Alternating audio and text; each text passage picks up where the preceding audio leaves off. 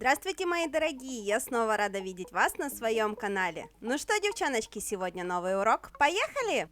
Как я вам и обещала, сегодня будем делать вторую мамину ручку.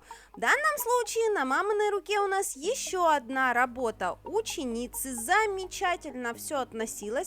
Причем выполнение этого дизайна 100% было на канале. Если кто-то не видел, вернитесь, посмотрите. А мы переходим к коррекции. Вторая рука у нас не менее опущенная, чем первая. Здесь точно так же нужно поднимать все клюнувшие ногти. Поэтому выкладывать материал будем точно так же, как и на предыдущей руке. Если кто-то не видел, не слышал, как я объясняла, как делать коррекцию на вниз растущие ногти, вернитесь на предыдущий урок и посмотрите. Там все очень хорошо рассказано.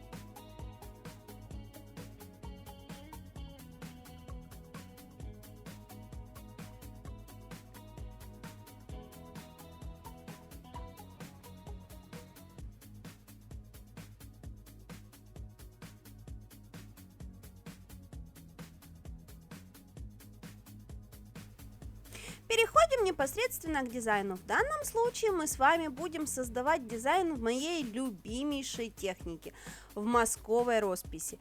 И мазочками мы будем рисовать очень красивые меленькие цветочки.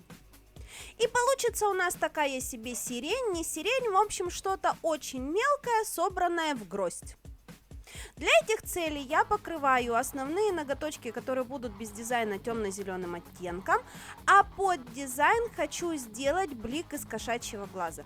Поэтому прокрашиваю черным цветом, беру мультифункциональный магнит, ссылочку на него я вам оставлю в описании, делаю блик кошачьим глазом, опять же ссылочку на него оставлю вам в описании. И именно вот такой сложный фон мы будем использовать для обыгрывания нашей росписи. У нас получается блик в виде звездочки, то есть у нас получаются 4 пустых места для дизайна, в которых мы и будем рисовать дизайн. То есть мы сразу же вот этим бликом расчертили себе ноготочек на 4 части, в 2 из которых в шахматном порядке будут располагаться наши цветы.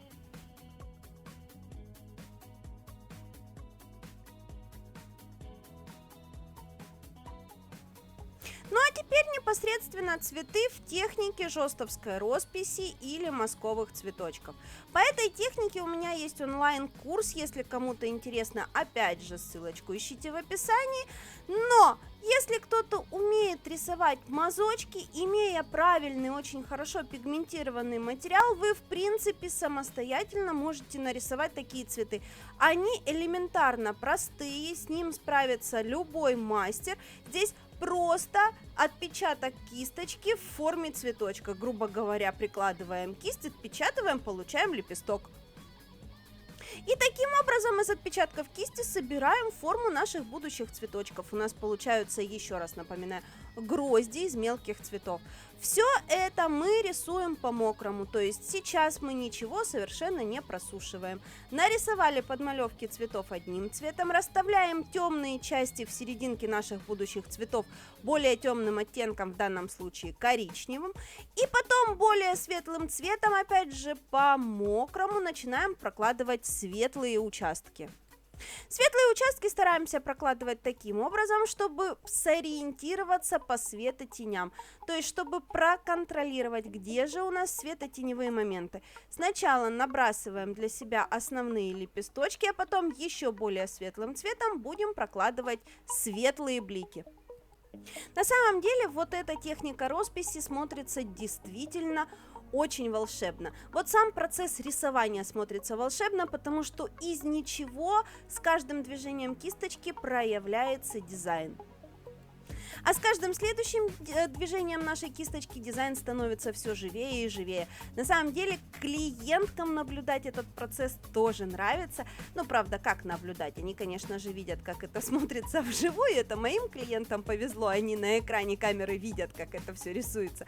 Но, тем не менее, клиентам за этим процессом наблюдать тоже интересно, потому что у них сначала просто цветные пятна, а потом с каждым поворотом кисти прорисовывается дизайн. Итак, набросали полностью наши лепесточки, возвращаемся и еще немножечко затеняем центры наших цветов, потому что тени мне показались, что они немножечко куда-то потерялись, стали менее насыщенными, мне захотелось теневые части немножечко вернуть, поэтому опять же при помощи коричневого цвета набрасываю тени, чтобы они стали немножко крупнее.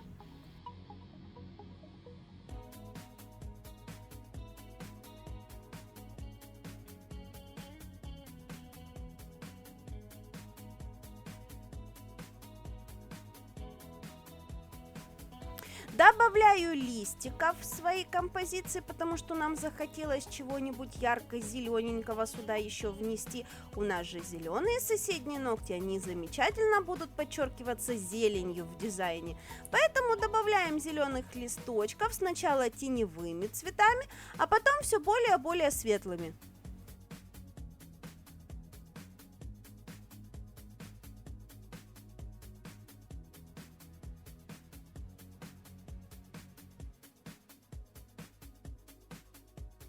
И, как я говорила, начинаем прокладывать самые яркие блики. Выбираем цветочки, которые становятся у нас верхними, их делаем самыми светлыми. Выбираем листочки, которые у нас где-то вытарчивают, где-то поворачиваются, их тоже бликуем в светлый цвет. И именно таким образом у нас получается максимальный объем нашего дизайна. Чем ярче в вашем дизайне контраст между светом и тенью, тем объемнее будет ваш дизайн. То есть, чем белее ваш свет и чернее ваша тень, тем объемнее дизайн. Но чисто черный цвет в дизайне, особенно во флористике, лучше не использовать, потому что он добавляет грязи. Поэтому нужно использовать максимально темный цвет, но не черный. Точно так же, как и чистый белый в цветах выглядит не очень живо. Лучше использовать какой-нибудь светло-светло-светло-голубенький, почти белый, но с голубым отливом. Тогда это будет выглядеть живее. Ну а для тех учеников, кто уже посетил онлайн-курс «Жостовская роспись», здесь очень много напоминалочек, которые у вас иногда из головы вылетают. Запишите их, пожалуйста, в конспектик, кто еще не записал. И, кстати, новая схема расположения мелких пятилистников тоже вам всегда пригодится. Очень интересный получается дизайн, действительно похож на что-то сиренево-подобное. Сиренево-подобное это не в смысле того, что похоже на сиреневый цвет, а в том, что это похоже на сирень, но в то же время не сиренька. Хотя, если немножечко более треугольной формой вытянуть вот это вот скопище мелких цветочков, получатся более сиреневые грозди. Можно сделать вот эти вот заготовочки цветочков еще мельче, из 4 лепесточков, и тогда точно будет сирень. В общем, девочки, я вам накидала уже 500 вариантов, что с этим можно сделать. Быстренько берем, пробуем и смотрим, что получится. Мы же тем временем добавляем серединки нашим цветочкам, и сразу же все это превращается уже в чистый букет. Пока серединок у цветочков нет, все это смотрится еще какой-то кашей, как-то недоработано, не оформлено. Ну и конечным этапом, конечно же, обрисовка белым цветом. Причем очень внимательно, девочки, смотрите, как я это делаю. Я не обвожу по кругу каждый лепесточек, я наношу блики белым цветом. В данном случае, как я вам и говорила, лучше было бы использовать какой-нибудь светло-светло-светло-голубой, почти белый, но с голубым оттенком. Я же решила использовать чистый белый для того, чтобы сделать это более мультяшным. Видите, добавляем белый цвет, и живость, натуральность цветочков слегка теряется, появляется мультяшность. Но эта же мультяшность делает яркость нашему дизайну, то есть благодаря белой прорисовке он смотрится сразу же намного ярче.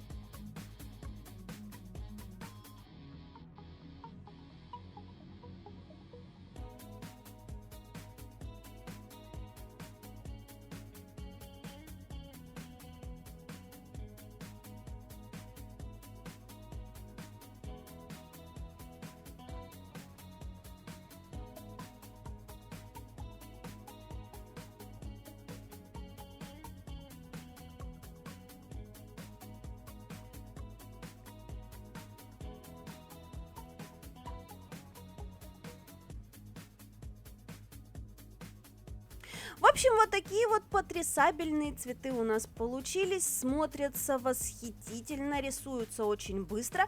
Время выполнения всей росписи на руках заняло ровно 10 минут. Поэтому относятся эти дизайны к простым и быстрым дизайнам ногтей, потому что действительно ничего совершенно сложного здесь нет.